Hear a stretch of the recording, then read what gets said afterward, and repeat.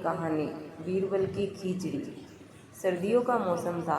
बादशाह अकबर अपने बगीचे में बीरबल व एक अन्य मंत्री के साथ टहल रहे थे।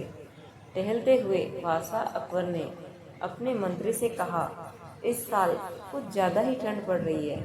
महल से बाहर निकलने में भी ठंड से हालत खराब हो रही है। मंत्री ने बादशाह की बात का जवाब देते हुए कहा, जी हुजूर, बिल्कुल सही फरमाया आपने। इस साल तो इतनी ठंड पड़ रही है कि जनता ने घर से बाहर निकलना बहुत कम कर दिया है। टहलते टहलते बादशाह अकबर बगीचे में बने तालाब के किनारे जा पहुँचे। जैसे ही उन्होंने अपना हाथ पानी में डाला, उन्हें एहसास हुआ कि पानी बर्फ जैसा ठंडा है।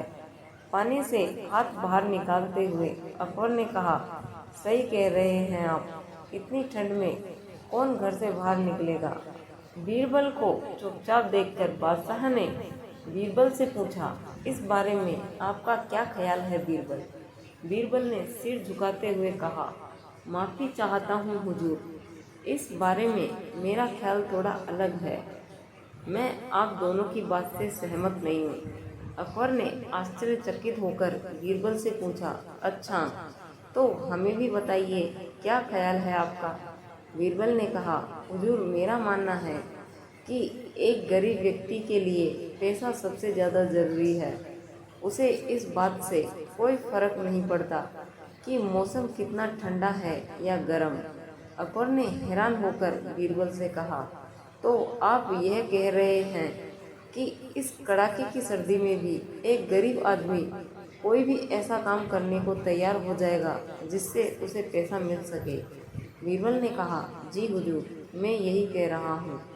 बादशाह अकबर ने बीरबल को चुनौती देते हुए कहा, तो ठीक है, अगर आपने बर्फ जैसे पानी से भरे इस तालाब में किसी को रात भर खड़ा रखकर इस बात को प्रमाणित कर दिया, तो हम आपके लाए हुए गरीब व्यक्ति को 20 सोने के सिक्के इनाम में देंगे। बादशाह की बात से सहमति जताते हुए बीरबल ने अगले दिन एक व्यक्ति को पेश करने का वादा किया। अगले दिन सभा में बादशाह अकबर ने बीरबल से पूछा कि क्या वो किसी को लाए हैं जो तालाब में खड़ा रहकर पूरी रात बिता सके।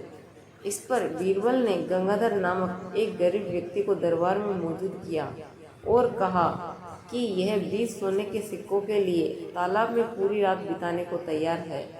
बादशाह अकबर ने सभा समाप्त करते हुए कहा कि ठीक है, 2 सिपाही इस व्यक्ति की रात भर निगरानी करेंगे। अगले दिन फिर से दरबार लगा और बादशाह ने बीरबल से गंगाधर के बारे में पूछा, बीरबल कहाँ है आपका मित्र, कितनी देर टिक पाया वो उस बर्फीले पानी में। बीरबल ने कहा, महाराज, वो यही है, मैं उसे दरबार में पेश करने की इजाज़त चाहता हूँ। बादशाह की इजाज़त मिलते ही बीरबल ने गंगाधर को दरबार में बुलाया। बादशाह अकबर ने गंगाधर को शाबाशी देते हुए कहा, हमें इस बात पर यकीन नहीं हो रहा है कि तुम पूरी रात उस बर्फ जैसे पानी में रहे और आज हमारे सामने सही सलामत खड़े हो। यह तुमने कैसे किया, पूरी सभा को बताओ। गंगाधर ने कहा, महाराज, शुरुआत में तो यह बहुत मुश्किल था, लेकिन कुछ समय बाद मुझे महल की एक खिड़की पर एक दिया जलता नजर आया। उस दिए को देखते हुए मैंने सारी रात बिता दी। बादशाह अकबर ने चौंक कर कहा, यह तो धोखा है, तुमने हमारे महल के जलते दिए की गर्मी से सारी रात बिता ली। फरेबी, तुम्हारे इस धोखे के लिए हम तुम्हें सजा नहीं दे रहे हैं, लेकिन तुम अब इस इनाम के हकदार भी नहीं हो। यह कहते हुए अकबर ने अपने सिपाहियों से गंगाधर को महल से बाहर ले जाने को कह दिया और सभा समाप्त करके अपने कमरे में चले गए। अगले दिन रोज की तरह सभा लगी। जब बादशाह अकबर सभा में आए तो उन्होंने देखा कि सभी दरबारी अपनी अपनी जगह पर मौजूद थे, सिवाय बीरबल के। बादशाह ने एक सिपाही से पूछा कि बीरबल कहाँ है, तो उसने बताया कि वो आज महल नहीं आए हैं। बादशाह ने सिपाही से कहा कि वो तुरंत बीरबल के घर जाए और उन्हें लेकर आए। कुछ समय बाद सिपाही अकेले ही दरबार में लौट आया। बादशाह के पूछने पर सिपाही ने बताया बीरबल अपने घर में खाना पका रहे हैं और उन्होंने कहा है कि खाना पूरी तरह पक जाने के बाद ही वो दरबार आएंगे। सिपाही की यह बात सुनकर बादशाह सोच में पड़ गए, क्योंकि आज से पहले कभी भी बीरबल ने महल आने में देरी नहीं की थी। अकबर को कुछ संदेह हुआ और उन्होंने बीरबल के घर जाने का निर्णय लिया।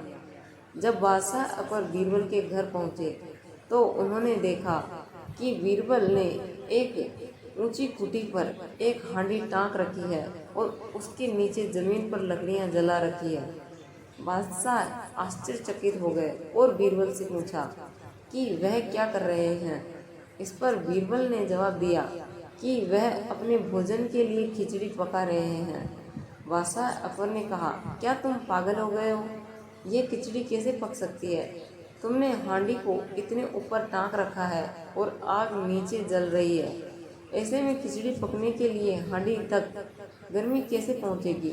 इस बात पर बीरबल ने बहुत आराम के साथ बादशाह से कहा, क्यों नहीं पहुंचेगी हुजूर?